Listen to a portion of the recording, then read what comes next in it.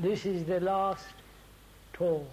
Это последняя беседа or conversation between two или встреча friends. между двумя друзьями. We have been talking during the last Во время 3 последних бесед various aspects of life. мы говорили о разнообразных аспектах жизни. We said how important it is И мы to сказали, have как важно the capacity to doubt, иметь способность to сомневаться, question вопрошать, everything that is taking place in the world, подвергать сомнению все, что происходит в мире. not only externally, Не только во also внешнем inward. мире, но также All и во our внутреннем thoughts, мире. Все наши our мысли, feelings. наши чувства. If one is aware of Если one's own кто-то illusions, осознает свои to собственные question all иллюзии, those. и необходимо подвергнуть сомнению все это, Because skepticism, поскольку without cynicism, скептицизм has a great beneficial effect. без цинизма обладает огромным значением. Our brains are programmed Наш мозг for 2000 years программировался в течение 2000 according to the лет Christian world, в соответствии с христианским миром. and the Hindus and the Buddhists 3,000 to 5,000 years. А индуисты и буддисты They are от being 3 до programmed 5000 лет. like a computer. Они были запрограммированы как Catholics, компьютер. Americans, Russians, Католики, американцы, believers, non-believers, русские, верующие, specialists, неверующие, psychoanalysts, специалисты, psychiatrists, психоаналитики, and so on, психиатры scientists, и так далее, ученые, who have been доктора. programmed. Мы были запрограммированы, There is no doubt about it. и в этом нет сомнений. This programming has resulted in Потому our что being conditioned. это программирование привело к нашей And обусловленности. unless we question, И до тех пор, пока мы не спрашиваем, doubt, не have a сомневаемся, great deal of sane skepticism, не имеем здравого скептицизма, the brain can never be free. наш мозг не станет свободным. And freedom А свобода and to be free are two different things. и быть свободным — это две разные вещи. Well, we're Если going можно, to мы talk войдем во about все это. various things this morning. Мы с вами собираемся поговорить о разнообразных вещах этим утром.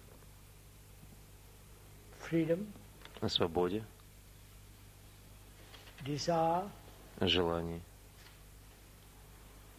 and the importance of thought. и важности мысли. And what is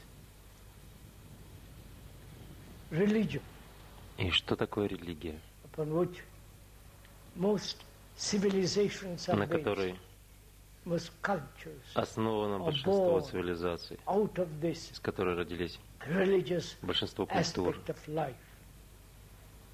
этих And also, религиозных аспектов жизни. We are going to talk over together И также мы собираемся the very поговорить с вами complex вместе problem of об what одной из is очень сложных meditation. проблем, о том, что такое медитация. All this we're going to talk about together this morning. Обо всем этом мы собираемся поговорить And этим also, утром.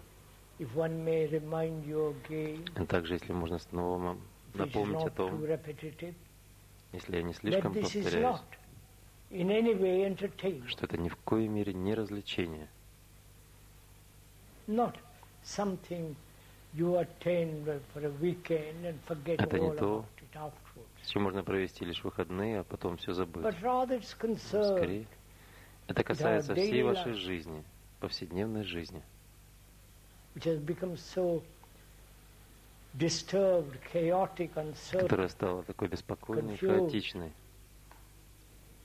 запутанной. And this conditioning, И this эта being обусловленность, programmed, эта запрограммированность, one must understand the nature of it, необходимо see понять ее whether it природу is possible at all.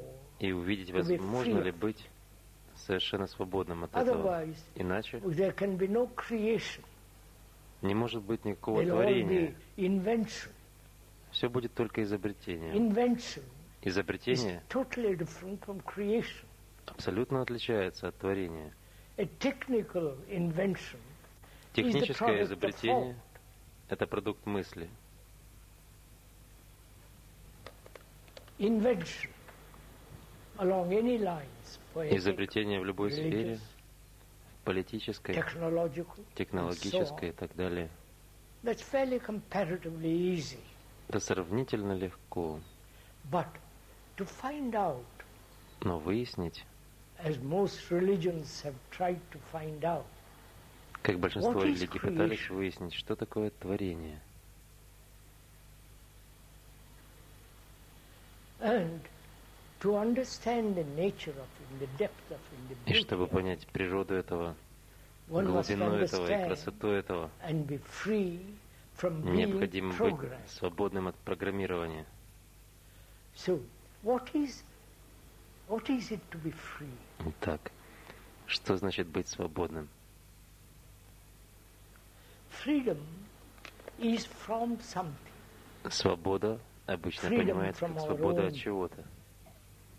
Misery, Свобода от собственной нищеты, from our own troubles от and наших problems. собственных бед и проблем. Free to have an economic society Быть that's свободным, providing for all human иметь beings. экономическое общество, которое A обеспечивает всех society людей, that's not too общество, corrupt, которое не слишком испорчено и так and so далее. on.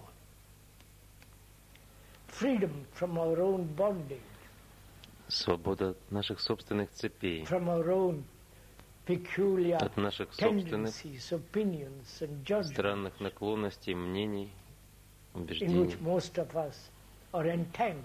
в которых большинство из нас запуталось. Opinion, judgment, conclusion Мнения, is so strong суждения with each и one of us. выводы так сильны в каждом из нас, And that prevents что это препятствует seeing clearly ясному what is восприятию going on in the и world, видению того, что происходит в both мире, externally, outwardly, как внешне, and much more снаружи, so и гораздо inwardly.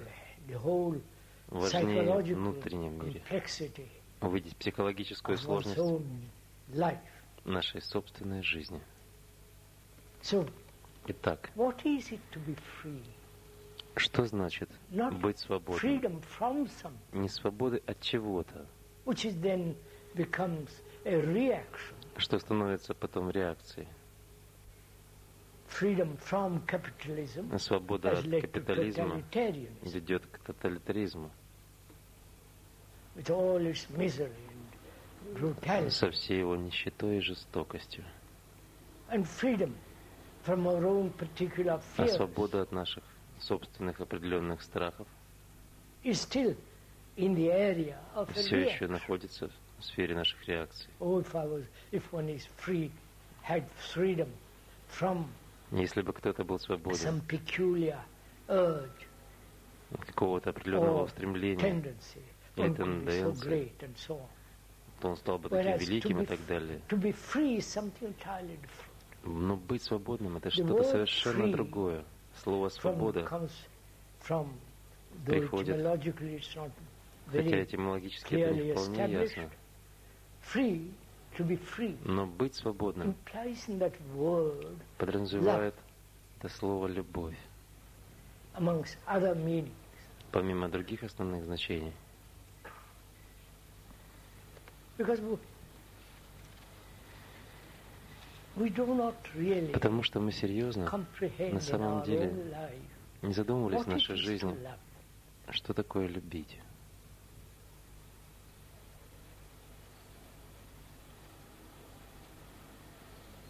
And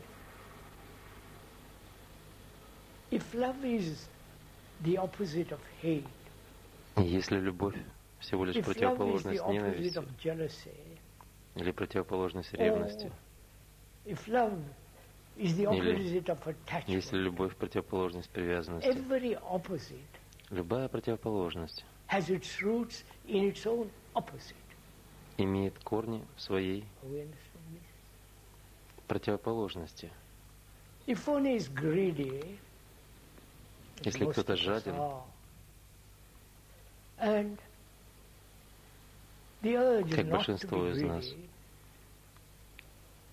то стремление не быть жадным порождает противоречие.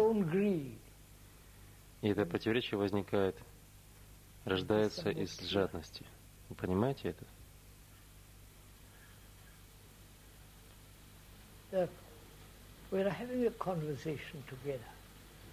Мы общаемся вместе. Ведущий совершенно не важен. И он на самом деле действительно подразумевает это. Никакого личного поклонения, всей этой глупости, все это чушь. Но то, что он сказал, весьма и весьма важно. Это необходимо оценивать со скептицизмом. Не принимать ничего на веру. Из того, что он говорит. Он не профессиональный эксперт. Но вместе, как двое друзей, которые исследуют нашу жизнь, которая является очень сложной, это требует внимания, заботы, наблюдения, понимания. И как двое друзей говорят о своей жизни.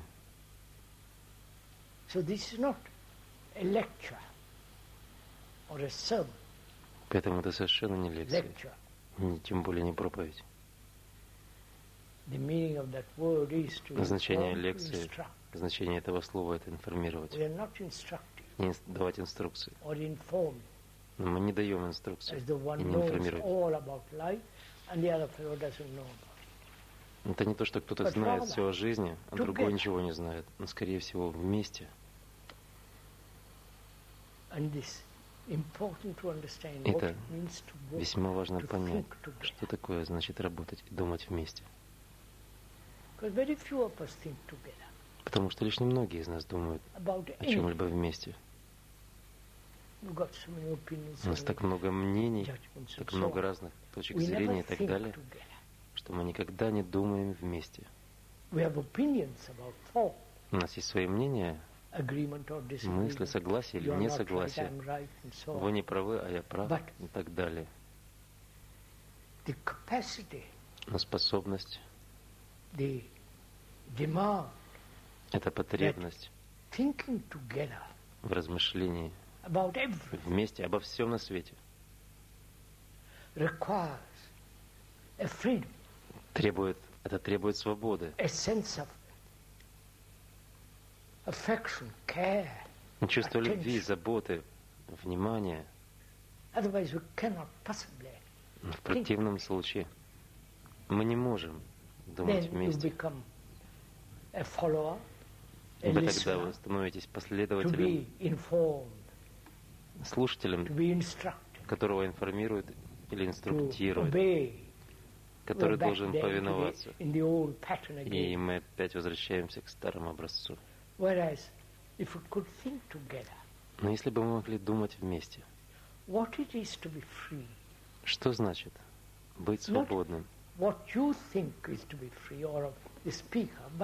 И даже не то, как вы представляете, что такое быть свободным, или как ведущий беседу представляет, но вместе попытаться выяснить в этой общности. И нет вас, и нет ведущего беседы, есть только это ощущение, что мы вместе исследуем, смотрим скептически, трезво на весь вопрос собственного существования, всего окружающего мира.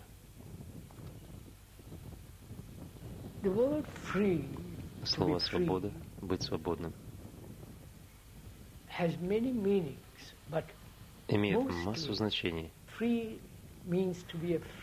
Но в большей степени свобода означает быть другом, означает любить. А любовь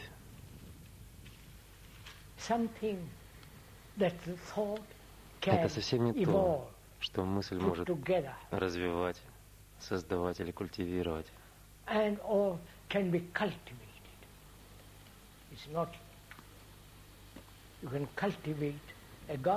Вы можете возделывать сад.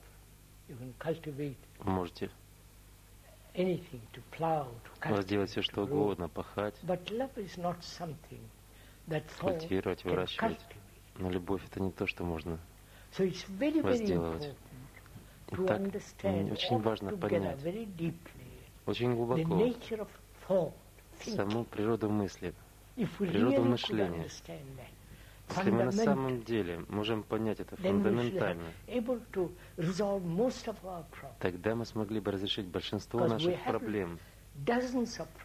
Потому что у нас десятки проблем во взаимоотношениях, экономические проблемы, социальные, проблемы любого рода между людьми. И люди обременены этими проблемами. Итак, не просто понять свободу от чего бы то ни было, и быть свободным от чего-то,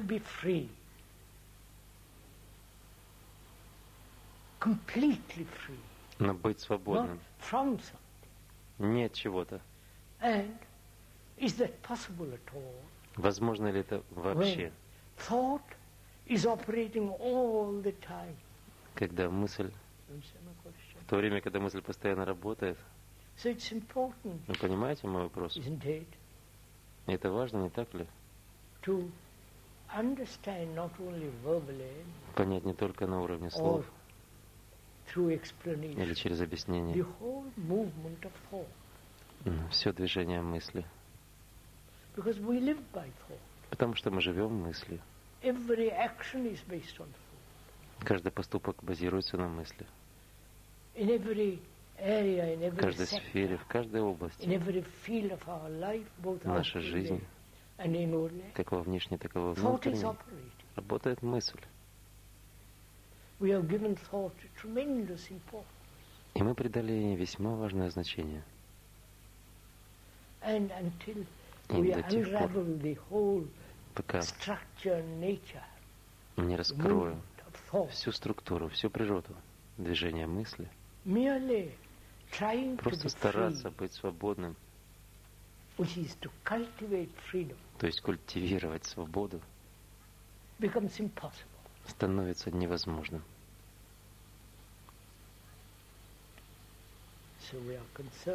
Итак, мы заинтересованы вместе, как двое друзей, в том, что такое свобода, и что значит быть абсолютно свободным.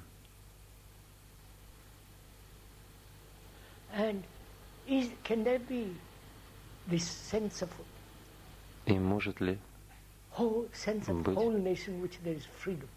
это чувство свободы, в котором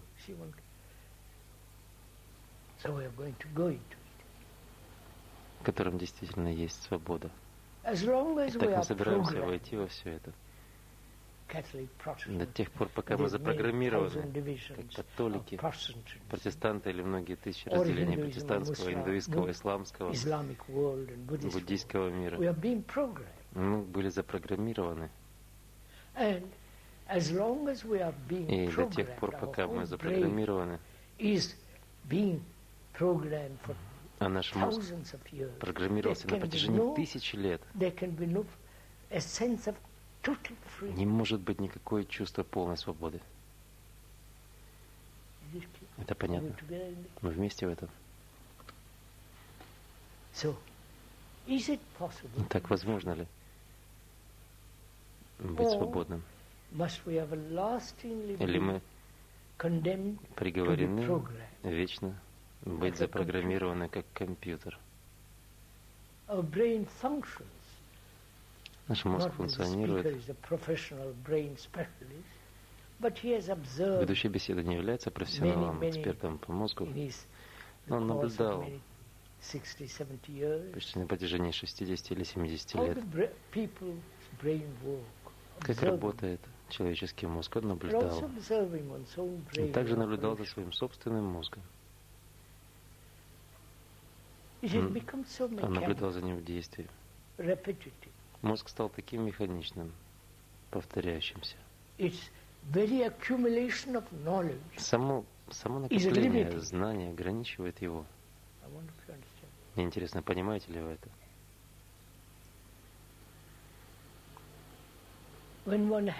Когда кто-то обладает громадными знаниями разнообразных дисциплинах, такие как наука, быть экспертом в хирургии, в медицине, телекоммуникациях или так далее. Наш мозг на самом деле становится очень маленьким, мелочным. Он может расширяться в одном направлении, но это расширение все равно остается ограниченным. Я надеюсь, вы понимаете это. Итак, возможно ли быть абсолютно совершенно свободным от всего этого? А в противном случае мы так никогда не узнаем, что такое творить.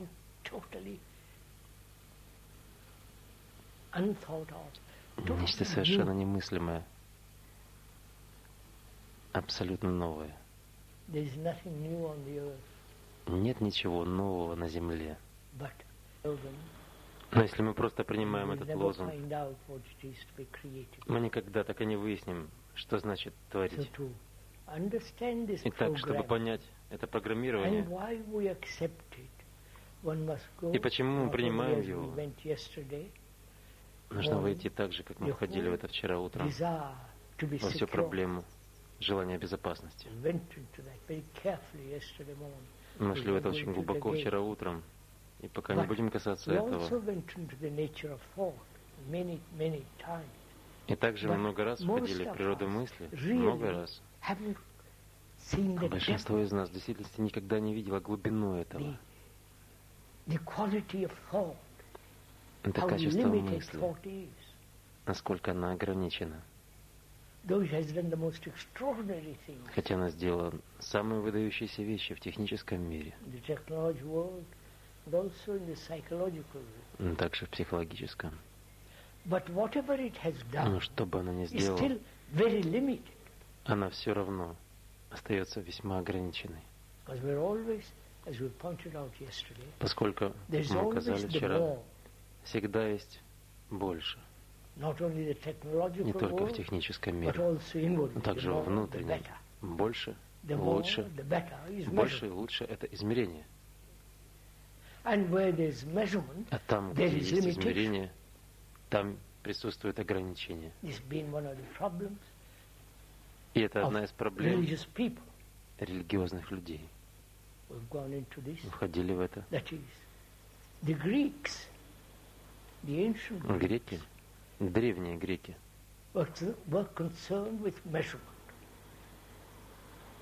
занимались измерением. Иначе бы не имели эту поразительную технологию в западном мире. И западная цивилизация имеет свои корни в античной Греции. А в Индии древние говорили, измерение в любой форме есть иллюзия. И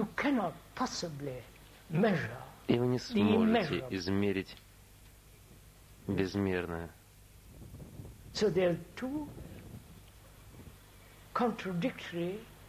Итак, есть два противоположных утверждения. Технически вы должны пользоваться измерением, а психологически мы также приняли измерение в смысле больше и лучше, то есть становиться. В то время как древние индусы говорили, что любая форма измерения есть ограничение. И они сказали это и забыли об этом.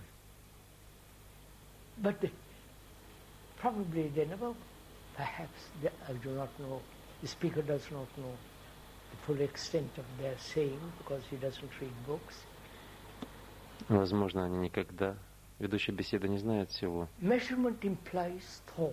поскольку он не читает книги.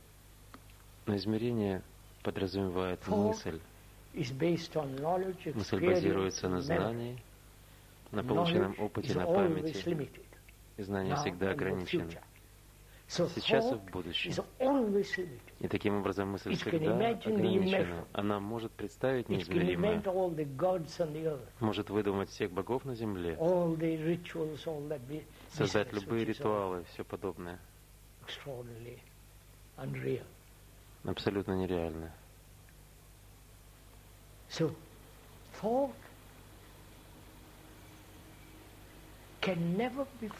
Мысль никогда не может быть свободной. Мысль никогда не сможет принести чувство совершенной свободы. Интересно, понимаете ли вы это? Сама мысль, сама по себе, она ограничена. И, следовательно, что бы она ни сделала, все это будет всегда ограничено. А мысль управляется желанием. Не так ли? Правильно? И посему нам следует исследовать природу и структуру желания. Слово «желание» означает страстно желать чего-то. Хотеть чего-то. Хотеть чего-то большего. Значение этого слова именно таково. Страстно стремиться к чему бы то ни было. Того, чего мы не имеем, правильно? Того, чего у нас нет. Итак, мы вместе собираемся понять, что такое желание.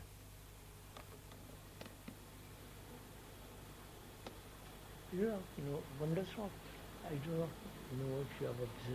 не знаю, наблюдали ли вы не только себя самого, но и всех остальных окружающих людей, также и священников, иерархов церкви,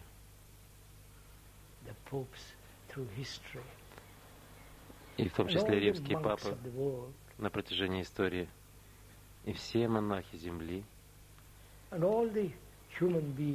как и все люди, которые жили на земле,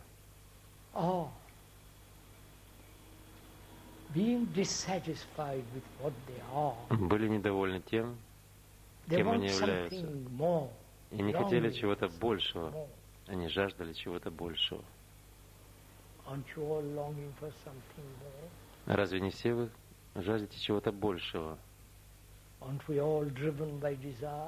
Не гонит ли всех нас желание быть удачливым, обладать деньгами, положением, стать известным? Вы знаете все эти дела. Мы так полны желаний. И каковы отношения между желанием и мыслью? Правильно. Пожалуйста, задайте себе этот вопрос. Как двое друзей, которые беседуют вместе, разговаривают вместе, и ведущий беседы говорит вам, своему другу, посмотри на это. Он спрашивает, какие отношения между этими двумя вещами, между желанием и мыслью. И почему мысль в религиозной сфере так настаивала на подавлении желания? Вы понимаете? Монахи повсюду на земле говорят, у вас не должно быть никаких желаний, подавлять его. Или отождествляете это желание с чем-то, что вы называете Богом, Спасителем и так далее. Правильно?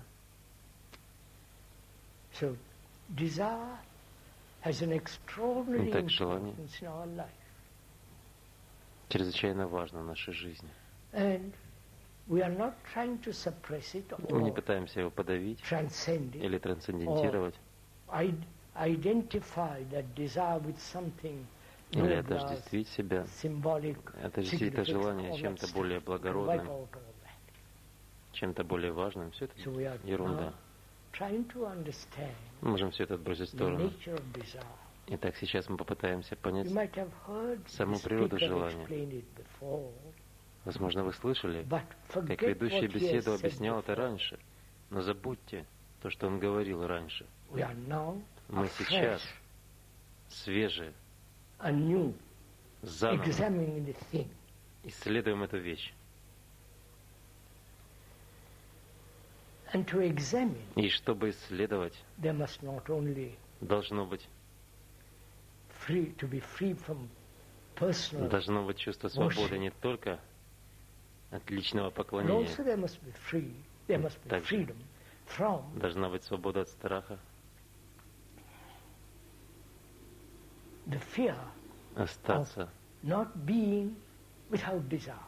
остаться без желания. Вы понимаете? Должно быть чувство восприятие без искажения, без побуждения, без мотива, пристально, очень внимательно всю полноту движения желания. Ясно? Можем ли мы продолжать дальше?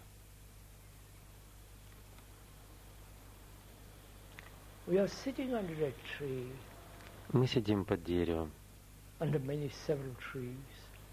несколькими деревьями, и видим голубое небо сквозь листья, далекие горы, холмы, и пятнистый свет на всех, на каждом из нас. И видеть все это ясно, и воспринимать красоту этого. И каково тогда отношение между красотой и желанием? И мы также должны исследовать, что такое красота. Хорошо? А что такое красота?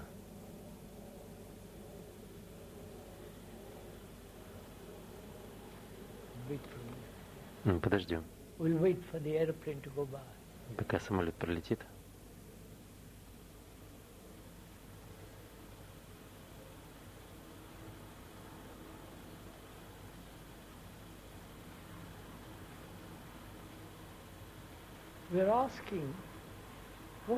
Мы задаем вопрос, а что такое красота? Прекраснейшее стихотворение, прелестная картина, прекрасное дерево, одиноко стоящее в поле,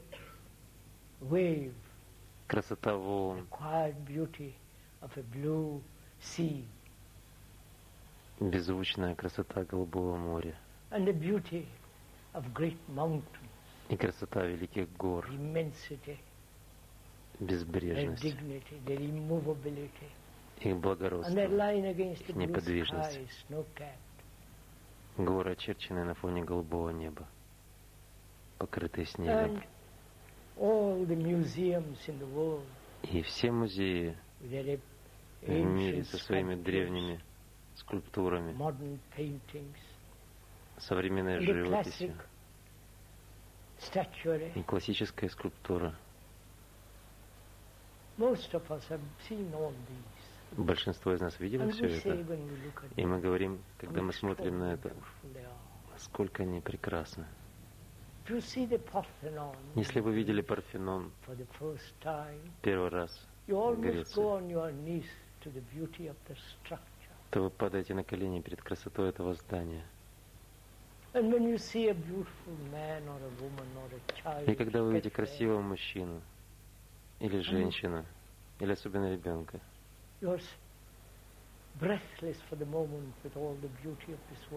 ваше дыхание замирает на секунду перед всей красотой этого мира. А находится ли красота в том, кто ее воспринимает?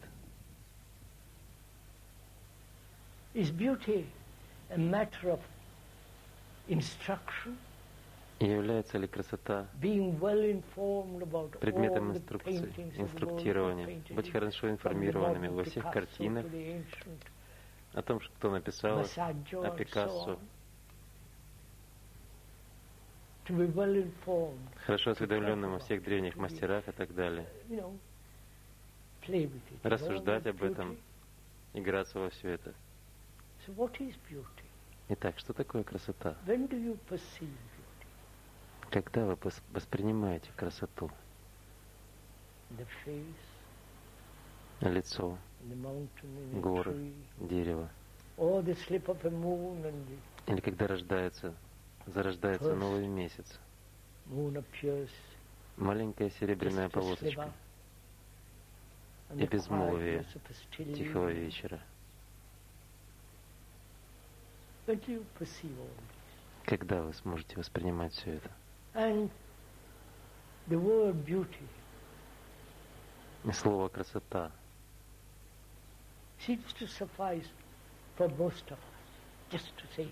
кажется, само слово просто удовлетворяет большинство из нас. Просто сказать, как это красиво, и можно переходить дальше. Вы смотрите на замечательные картины Леонардо да Винчи или Микеланджело, а потом уходите пить чай. Правильно? То, что в целом мы делаем. Мы никогда по-настоящему так и не задавали себе вопрос, а что такое красота? И когда мы воспринимаем это чувство безбрежности и истину прекрасного,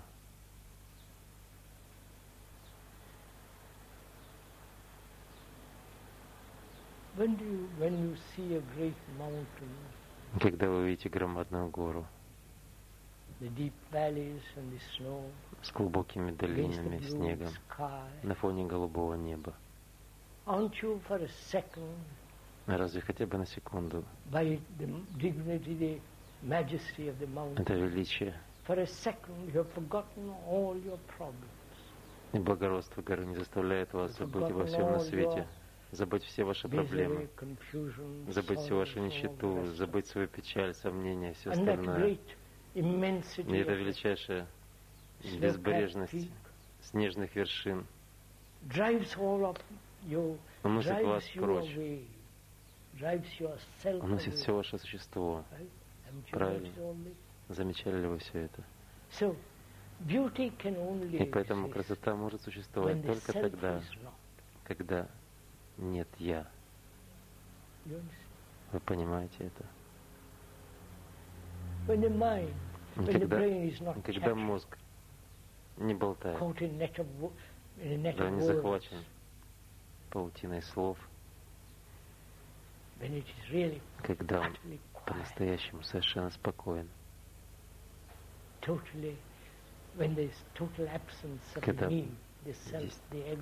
когда полностью отсутствует «я», эго, личность, тогда вы действительно видите необычайную красоту мира, дерева и неба.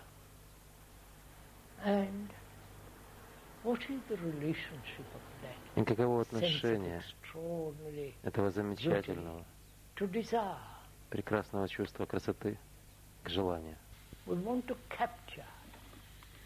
Мы хотим ухватить эту красоту.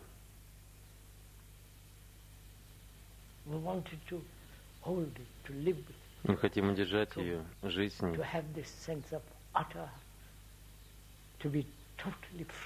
быть абсолютно свободным от всех тревог, от шума и вульгарности мира.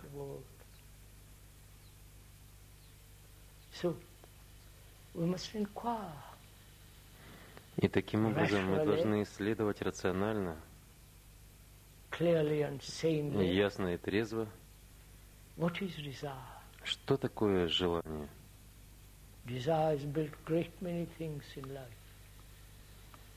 Желание создало много вещей, породило множество вещей в жизни. Великолепная архитектура, Но также оно привело и к войнам, разрушениям и так далее. И поэтому мы должны действительно понять это грандиозное устремление в людях, рабами которого мы являемся. Когда вы сейчас сидите под этими деревьями и смотрите на красоту, хотя, возможно, немножко жарко, у вас масса ощущений. Ваши чувства пробуждены, если вы действительно воспринимаете все это. И само восприятие этих деревьев, света, холмов, тишины пробуждает ощущение. Когда вы видите Тихий океан, когда идете по шоссе, можете вы посмотреть на воду всей полнотой своих чувств. Вы когда-нибудь делали это? Всей полнотой своих чувств, полностью пробужденными, живыми. И тогда в этом тотальном, полном ощущении, всеми своими чувствами, не частично, целостно, всем организмом, всеми нервами, всем существом, когда вы даете такое громадное внимание всем своим ощущениям, замечали ли вы, что я нет вообще? Нет я вообще.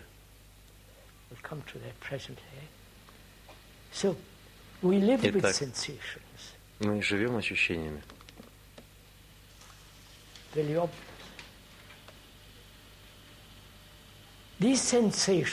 Эти ощущения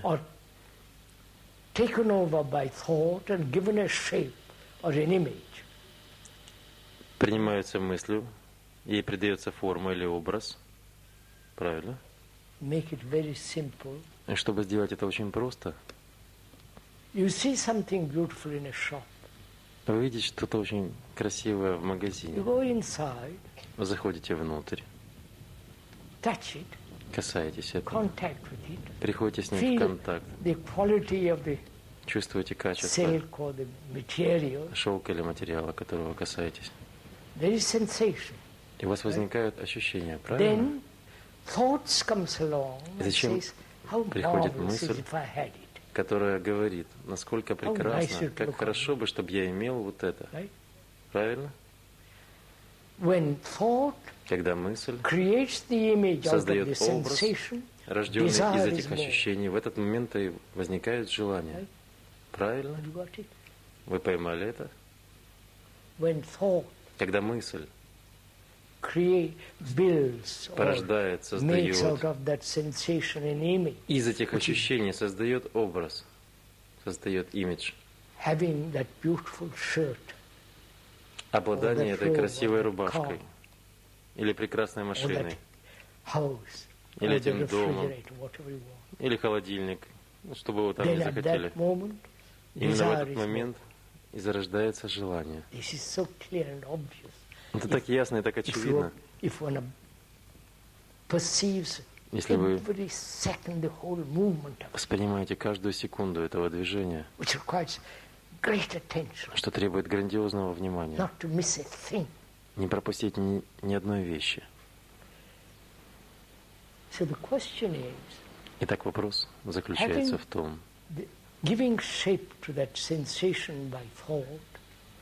тот момент, когда мы придаем форму этим ощущениям в виде образа, картины, в следующую секунду рождается желание. Итак, вопрос заключается в том, может ли быть интервал между ощущением и мыслью, которое порождает этот образ, интервал. Это требует грандиозного внимания. И там, где есть внимание, есть огромная дисциплина. Понимаете? Давайте, господа. Или вы все заснули?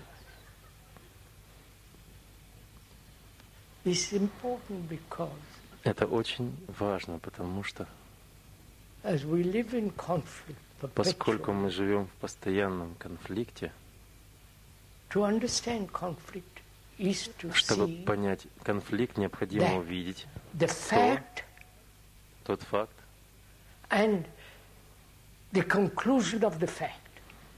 и вывод, который мы делаем из факта. Сам факт. А затем то, что мы делаем с этим фактом. То,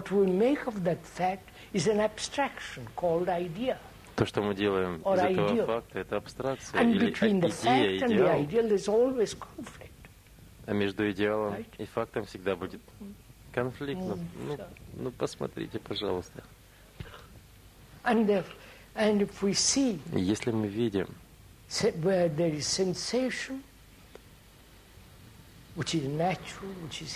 что там, где есть ощущение, которое является здоровым, нормальным, за исключением, если вы совсем парализованы, и мыслью, которая придает форму этому ощущению, придает ему образ.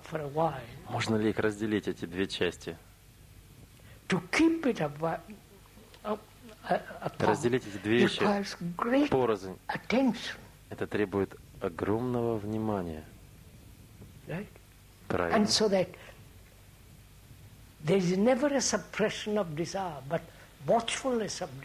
Никогда нет подавления желания, просто наблюдение за желанием.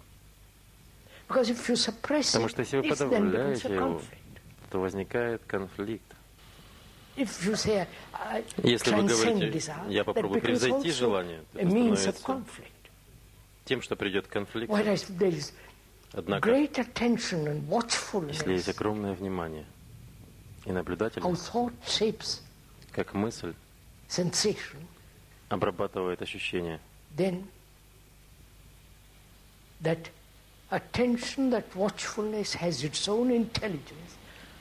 тогда это внимание, это отслеживание обладает своим собственным разумом. Если нужно, то вы идете в магазин и покупаете, но не делайте из этого конфликта, и нет проблем. Я надеюсь, хоть что-нибудь вы поняли из этого. Потому что на самом деле очень важно понять, может ли человек жить на этой прекраснейшей земле без всякого конфликта. Мы живем с конфликтом на протяжении всех своих дней, начиная с древнейших времен до нашего времени. Это то, что мы унаследовали, жить в конфликте. Не только внешне, с войной, но гораздо больше во внутреннем мире. Конфликт друг с другом, конфликт в наших отношениях, в интимных и так далее. Может ли этот конфликт когда-либо завершиться так, чтобы ум был полностью свободен? И поэтому так важно понять природу желания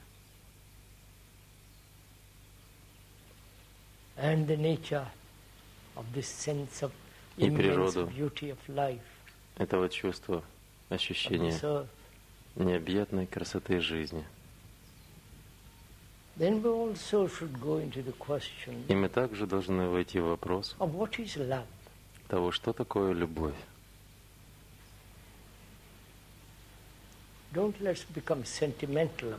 Давайте не будем сентиментальными по этому поводу или романтичными.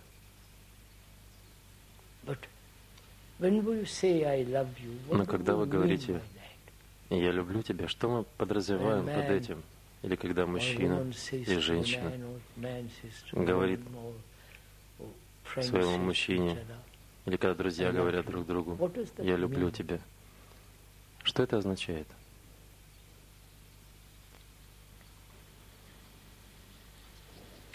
Есть любовь к книгам, есть любовь к поэзии, любовь к спорту, любить заниматься сексом. Я люблю быть известным. Мы употребляем это слово настолько легко, но мы никогда, возможно,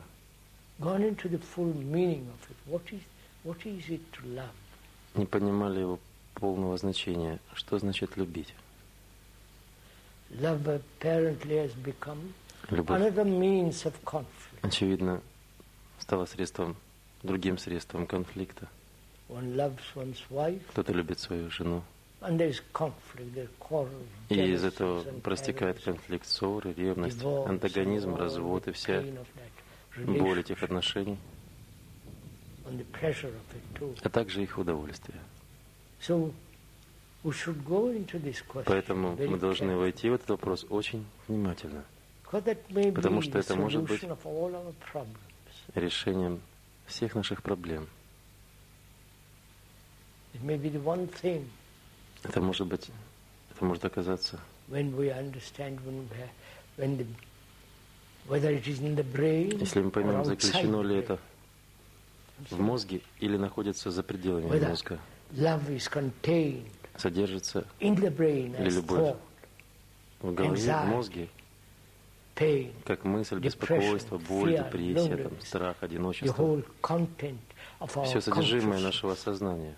Является ли любовь частью этого сознания? Или это находится за пределами, совершенно вне сознания?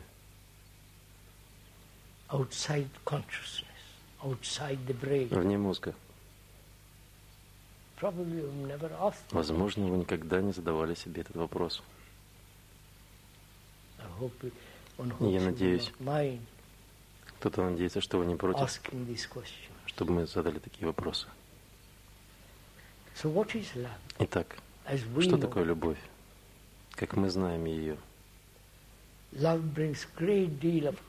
Любовь порождает огромное количество конфликтов в нашей жизни и огромное количество наслаждений. Много тревог, страха, ревности, зависти. Разве вы не знаете всего этого?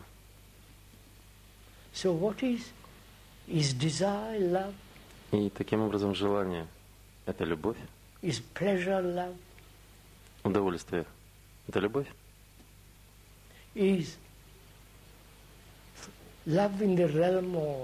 Находится ли любовь в сфере мысли? И, по-видимому, для большинства из нас она находится именно в этом пространстве конфликта, боли, тревоги и мысли. И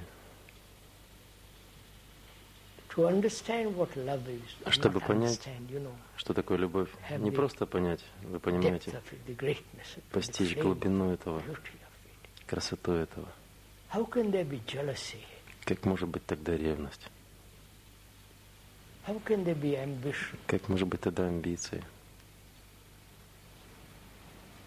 Агрессивность, насилие.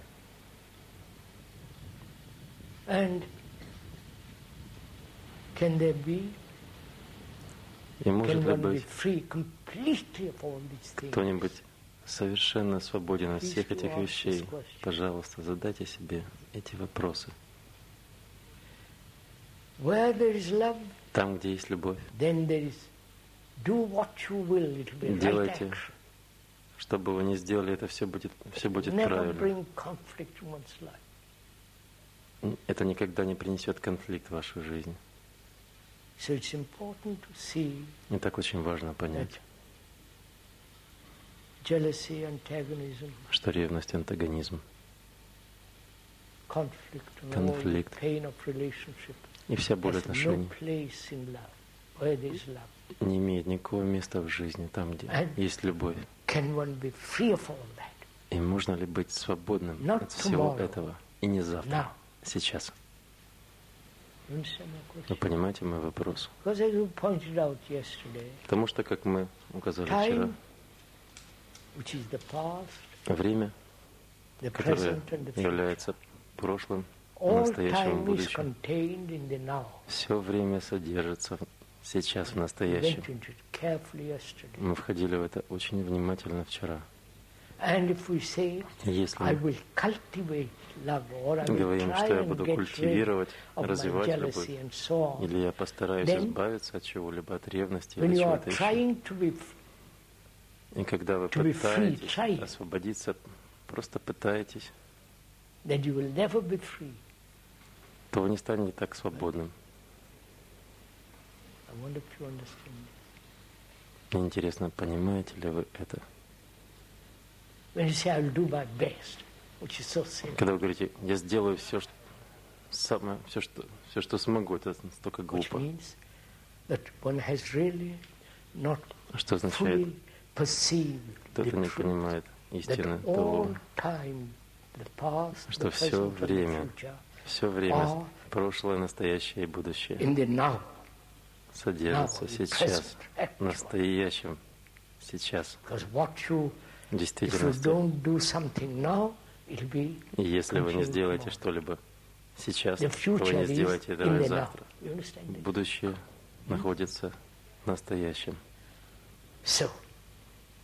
И поэтому можете ли вы полностью отбросить в сторону все причины конфликта, которые являются эго, я, так, чтобы пришло громадное ощущение прекрасного любви. Это ощущение. И также мы должны обсудить, если позволит время.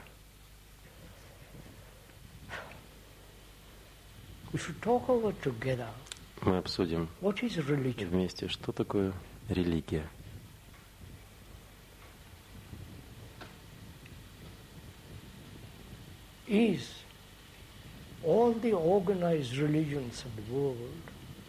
Являются ли все организованные религии в мире со своими ритуалами, со своими одеяниями и так далее, со своими символами, с крестами, распятиями и так далее? Является ли все это религией? Корень этого слова этимологически не совсем ясен. Было сказано, что религия — это связь или связь между человеком и Богом и так далее.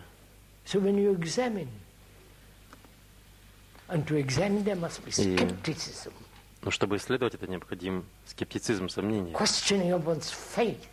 Сомневаться в вере, в веровании.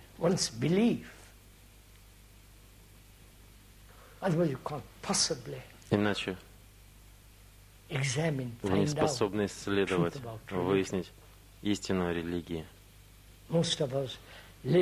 Большинство из нас живут в иллюзиях относительно религии.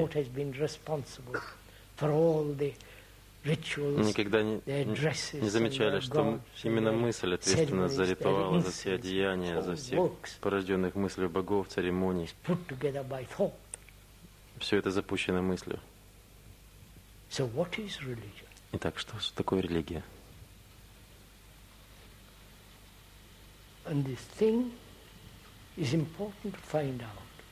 И это очень важно выяснить. Потому что человек всегда, от начала времен, всегда исследовал, пытался проникнуть в это. Есть ли что-либо больше, чем видимый физический мир со всей его суматохой, со всеми его сложностями, борьбой, болью и так далее? Если что-то гораздо далеко за пределами всего этого, вы задаете этот вопрос, и кто-то приходит и говорит: я знаю об этом, я расскажу тебе все. Это то, как оно началось. Начиная с древнейших шумеров, от древних египтян, они сказали: мы вам расскажем. Они стали священниками. Это были первые люди, которые писали и так далее. Они стали интерпретаторами, переводчиками, трансляторами этого человека. И это стало прекрасной профессией, как и любая другая профессия.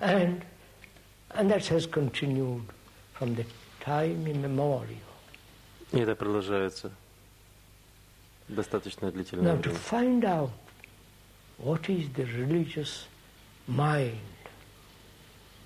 И чтобы выяснить, что такое религиозный ум, в чем заключается истина религии,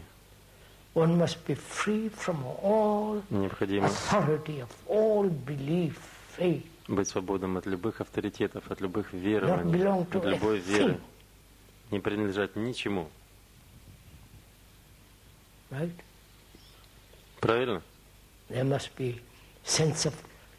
Должно быть ощущение полнейшей свободы.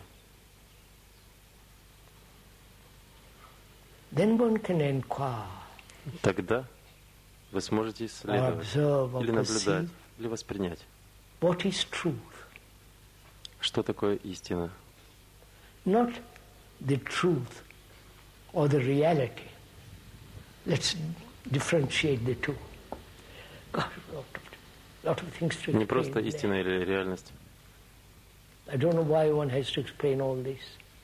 Слишком много нужно объяснить. Непонятно зачем. I'm afraid you're all too learned. Я боюсь, что вы... You have too much knowledge. Что вы у вас слишком много знаний. Значит, прочитали слишком много книг, наслушали всяких профессоров и так далее. What is reality? Что такое реальность? Reality is that you're sitting there. Реальность — это то, что вы сидите сейчас здесь, а ведущий беседы на платформе. The reality is the trees. Реальность — это деревья. The reality is the Реальность — nature. это природа, птицы, the ocean, океан, the whales, the beauty of those enormous creatures in the deep depth of the красота sea. этих громадных существ в глуби океана. Reality is what is both externally and inwardly. То, что находится как внутри, так и снаружи. Nature is a reality. Природа — Tiger это is a reality. реальность. Тигр — это реальность. And also, И также reality is реальность inwardly the illusion that you have created and hold on to that. Это те иллюзии, которые вы породили внутри себя, и за которые вы держитесь. The symbol, все символы, the picture, the образы, idealized картины, picture, идеализированный образ. however illusory, you hold on to Насколько бы иллюзорный он ни был, но вы держитесь за него. И это реальность. Right? Правильно? So reality Поэтому реальность and truth are two different и истина — это две разные вещи, правда?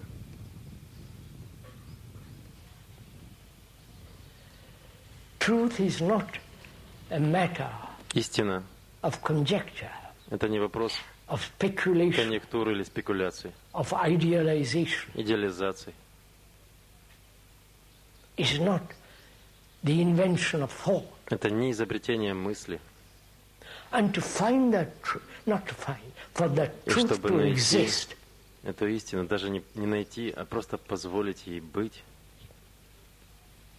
it has been said, было you сказано, must meditate вы должны медитировать, to find that чтобы eternal найти, thing which is beyond all measure and beyond all thought, beyond all words. открыть You must meditate.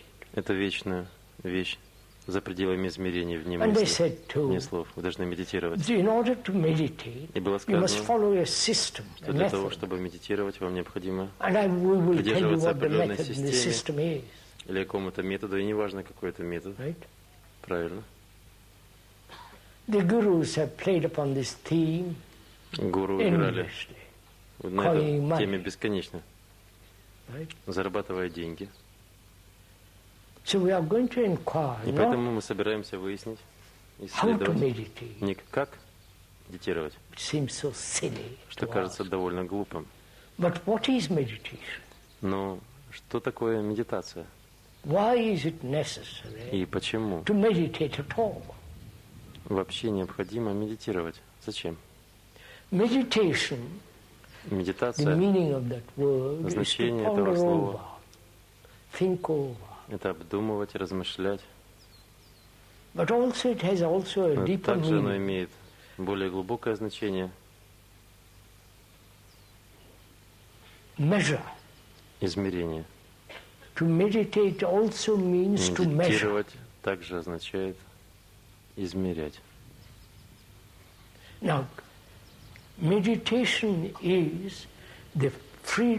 Медитация в то же время это быть совершенно свободным от любого вида измерений.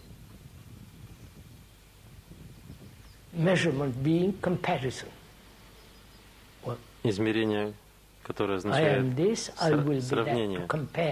Я сравниваю себя, я есть это, но буду тем. Вести повседневную жизнь без единой тени сравнения. Вы делали это когда-нибудь?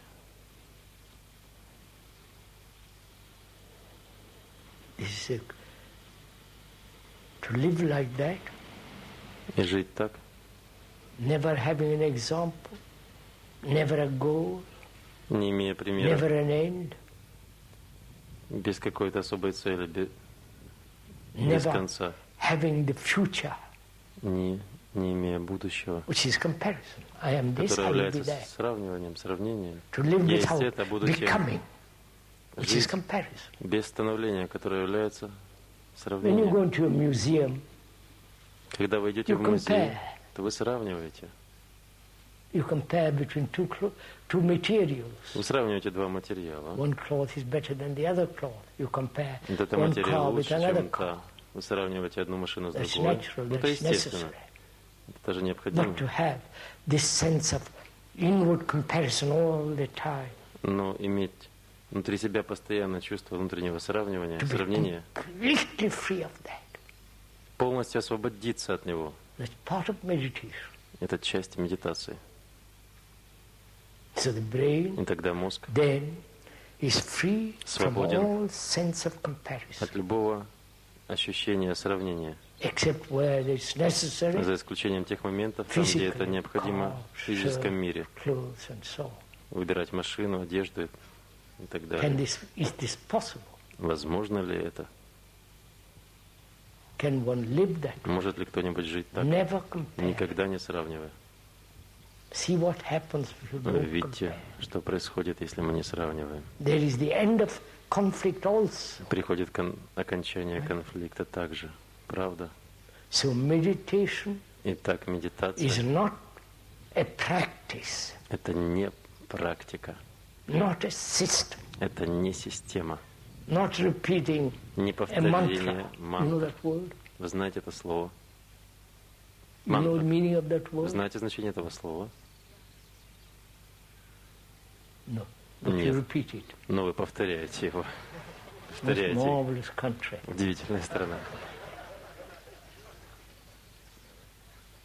The meaning of that word Значение этого Мантра. слова мантра means означает ponder over, размышлять not becoming. и не становиться. And also it means И end также оно all означает self-centered activity. окончание любой эгоцентрической деятельности. The root meaning of that word in Sanskrit, Коренное значение этого слова на санскрите — ponder, consider, размышлять, разбираться, not becoming. рассматривать, не становиться. Весь вопрос становления. И также он означает отбросить напрочь всю эгоцентрическую деятельность.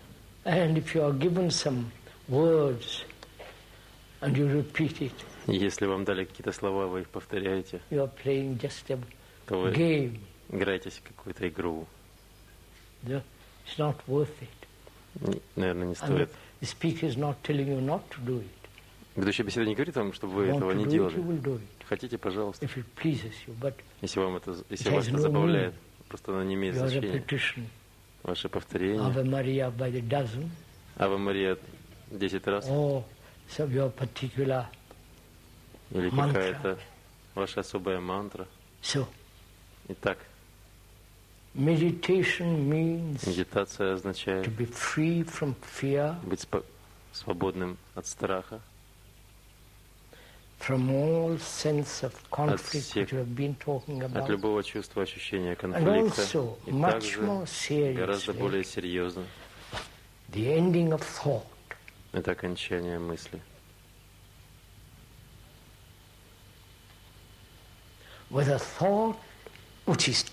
Может ли мысль, которая является временем, прийти к концу, остановиться? Вы понимаете? Потому что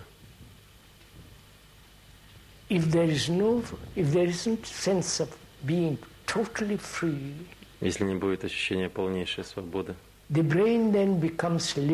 мозг тогда станет ограниченным, а вся его активность ограничена. А то, что называется безграничность, безвременная, никогда не сможет проявиться. Итак, мы спрашиваем, может ли мысль, которая является принадлежностью времени, вышла из времени, которое само по себе является составной времени, может ли она остановиться? Возможно, вы никогда не задавали этот вопрос.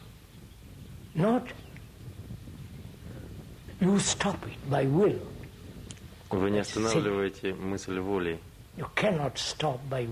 Вы не можете волей остановить мысль. Воля есть сущность желания. А желание, как мы сказали, объяснили ранее. Итак,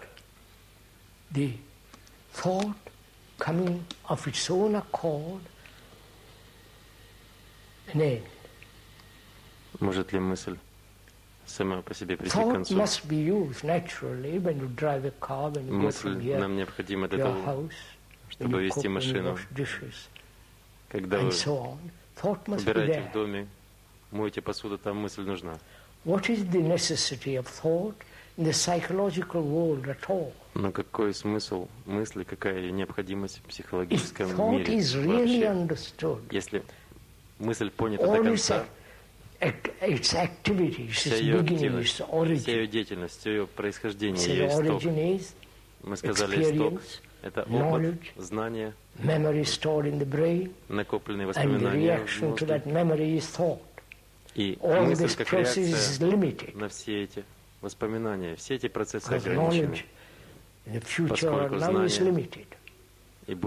знания о будущем все ограничены. Когда вы видите, воспринимаете на самом деле ограничение мысли, не просто представляете, не сама идея окончания, но на самом деле видите для себя, что мысль, что бы она ни творила,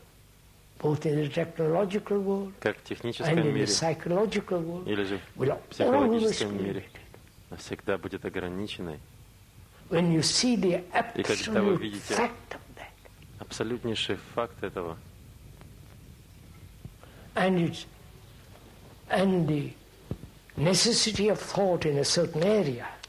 и также видите необходимость мысли в определенных сферах, в тех сферах, там, где она нужна, когда вы отдаете все внимание этому, тогда вы открываете для себя и мысль, и то, как мысль приходит к концу. Если мы спрашиваете, что потом, тогда мы потеряны. Then if you say what is there for the ends, is there something more? Если мысль закончится, есть ли что-то больше? Если мы задаем такой вопрос, вы видите, как мозг работает? Я увижу, я сделаю, я остановлю мысль, если вы что-нибудь дадите мне взамен. Вы видите? Если мысль может завершиться, вы откроете, это будет нечто совершенно другое. And this is meditation, not control. И это медитация, не контроль. Not control thought. Не контролировать мысль. Because the controller is part of thought. Тот, кто контролирует, есть часть мысли. So the controller is playing a game. И контролирует. Это снова игра. So there is always the controller trying to control thought. И когда контролер пытается контролировать мысль, он всегда присутствует. И он также является мыслью. There is no division between the controller and the controlled. Right through life, нет разделения между контролером и контролируемым в жизни. Поймите это глубоко. И вы полностью уничтожите конфликт. И, следовательно, мозг, который был запрограммирован, заужен, потерял свою громадную жизнеспособность, свою термоядерную мощь. Если кто-то пошел бы другим путем, то, становясь старше и старше, ваш мозг становился бы все более и более активным, а не старческим. Понимаете ли вы все это? Итак, медитация — это нечто,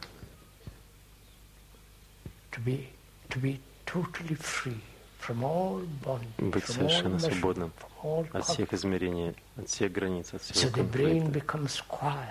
И мозг становится спокойным, совершенно тихим. И этот покой, эта тишина обладает своей красотой, своей истиной, своим абсолютным ощущением беспредельного, безмерного. Итак, медитация — это не награда. Это не что-либо, к чему можно прийти через просветление, через практику. Это все это по-детски. Итак, истина — это нечто, что нельзя измерить. И к этому нет пути. И это есть красота. Это есть любовь.